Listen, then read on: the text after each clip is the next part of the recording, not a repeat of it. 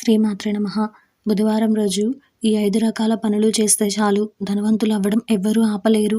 భారతదేశంలోని హిందువులు వారంలో ఒక్కో రోజుని ఒక్కో దేవుడికి లేదా దేవతలకు అంకితం చేస్తూ ఆ రోజున ఆయా దేవదేవతలకు ప్రత్యేకంగా పూజలు చేస్తూ ఉంటారు.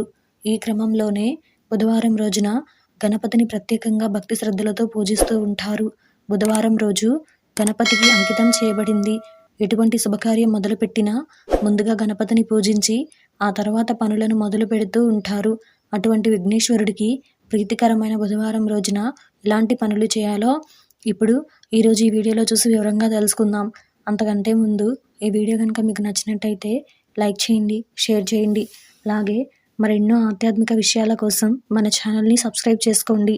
ఇంకా విషయంలోకి వెళ్తే, మీ ఇంట్లో వాస్తు దోషం ఉందని అనిపిస్తే అప్పుడు ఇంటి బయట అలాగే లోపల 2 వినాయక విగ్రహాలను ప్రధాన ముఖద్వారం మధ్య ఉంచాలి.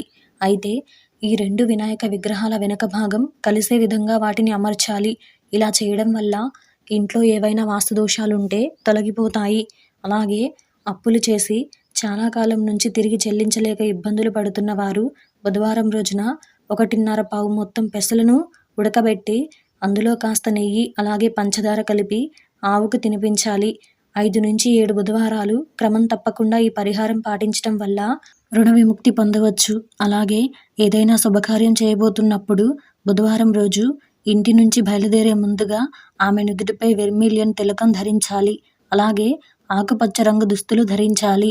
మీకు ఆకుపచ్చ బట్టలు లేకపోతే మీరు ఈ రంగు రుమాల్ మీ జేబులో ఉంచుకోవచ్చు. ఇలా చేయడం వల్ల మీరు అనుకున్న పనిలో తప్పకుండా విజయం సాధిస్తారు. అలాగే ఆర్థిక పరిస్థితి బాగా లేని వారు బుధవారం రోజున విఘ్నేశ్వరుడికి 21 లేదా 42 జాపత్రి సమర్పించాలి.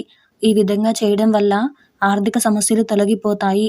అలాగే బుధవారం రోజున ఆవుకి పచ్చిగడ్డి మేతగా వేయడం వల్ల మనకు ఏవైతే అనుకున్న పనులు నెరవేరకుండా అలాగే ఆటంకాలు ఏర్పడుతూ ఉంటాయో అటువంటి పనుల్లో పురోగతి కనిపిస్తుంది. ప్రతి పనిలో విజయం ఉంటుంది. ఇక డబ్బుకు కూడా ఎటువంటి డోకా ఉండదు.